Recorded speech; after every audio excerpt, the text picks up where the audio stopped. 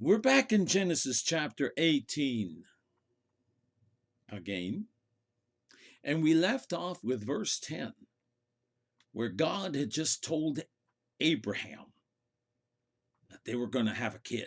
They were going to have a child whose name was be Isaac. And we said Sarah heard everything. So Moses added, when he was writing this, added an extra commentary on this. And we start in verse 11. Now Abraham and Sarah were old and well stricken in age, and it ceased to be with Sarah after the manner of women. Now Moses was talking from his timeline. And by that time, women had menopause and ceased to have children after a certain age. That wasn't the case yet. But Moses was trying to make a comment. She was old. So she had a double curse against her. Not only was Sarah barren, but she was old. And isn't that what we often learn in our Sunday school class? Sarah was old. She was not going to be able to have a child. And that is what Moses was concentrating on at this point. So starting in verse 11, we read verse 11. Verse 12 said, therefore, Sarah laughed within herself, saying, after I am waxed old, after I'm too old, shall I have pleasure, my Lord, being old also? My Lord being old also. She was referring to her husband. She's old. Abraham's old. They're going to have a kid? Whoa. That was a little much, especially after she was barren all her life. And the Lord said to Abraham, now Lord, capital L, capital O, capital R, capital D. Why did Sarah laugh, saying, shall I of a surety bear a child which am old? Is anything too hard for the Lord? At this time appointed, I will return to you according to the time of life, and Sarah shall have a son. That time of life. We commented on that in our previous lesson, didn't we? In 9 months' time, she'll have a baby. Wow. And she's beyond child rearing age. See, so Abraham was 99 and Sarah was 89 years of age at this time. Like it was previously mentioned, up to this point, after the flood, women did not have menopause. They just kept having babies. Eventually, due to environmental factors, because we no longer had that vapor canopy, did we? Women could not get pregnant past a certain age. So,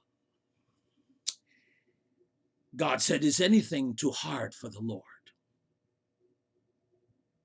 And in verse 15, Sarah denied, saying, I did not laugh.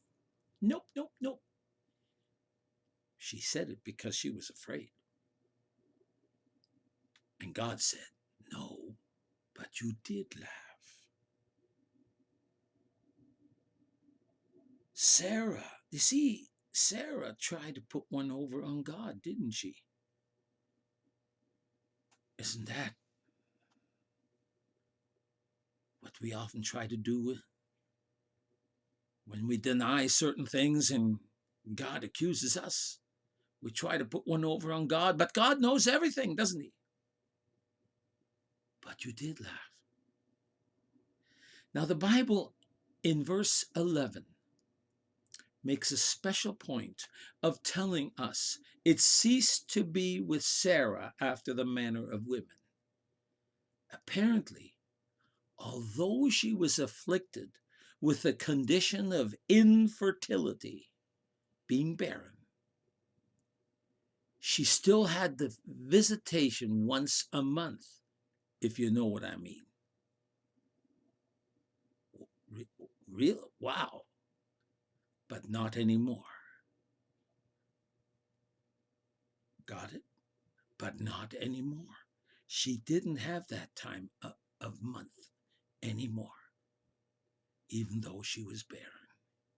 She had it. She was the first person mentioned in the Bible to have menopause. Imagine that.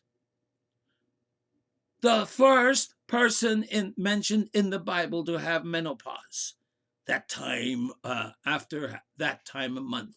This was to illustrate she was doubly not viable to have a baby.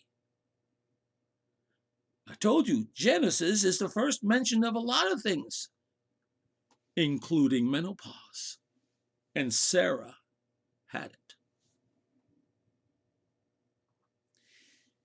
Now, you need to understand this. Isaac was appropriately named, whereas Abraham laughed in complete gratitude to an almighty God in Genesis 17:17. Because you see, Abraham fell upon his face and laughed.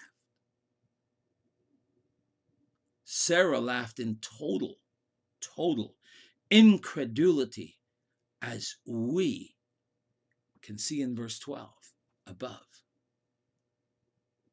In verse 12. It is preceded with a therefore, which means that there was a very good reason why she disbelieved and laughed within herself. Though God knew that Sarah lacked faith and was afraid, he did not hold it against her, as we shall see later. God's grace in action again. Looking back in chapter 17, we're in chapter 18 now.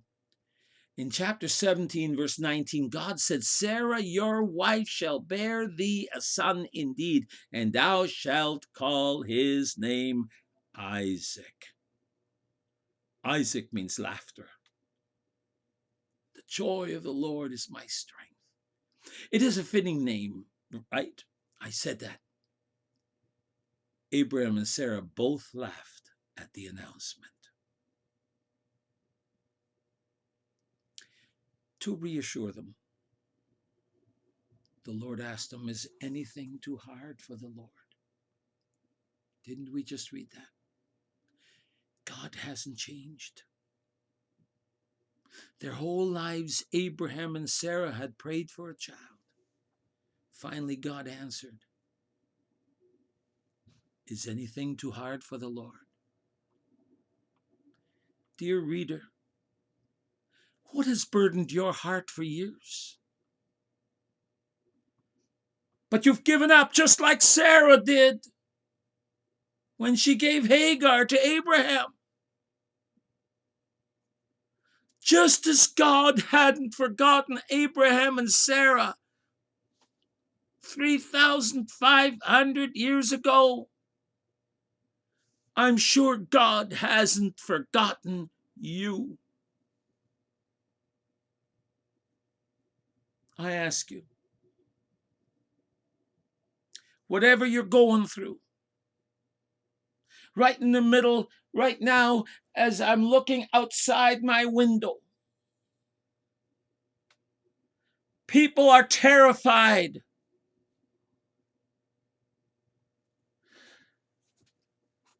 Do you see me terrified? I'm not. I'm concerned.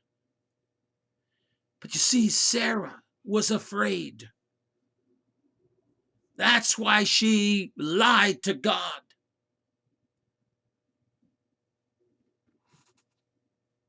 If you're a Christian, You say, I am not afraid, and yet you show fear at anything and everything that's happening in the world today.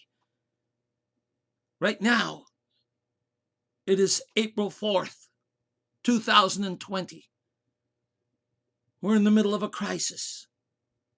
So again, I ask you, will you trust him and continue to trust him with your life?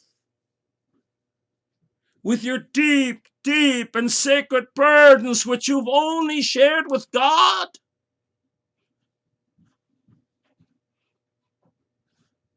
I'm asking you, just like God asked Sarah, is anything too hard for the Lord?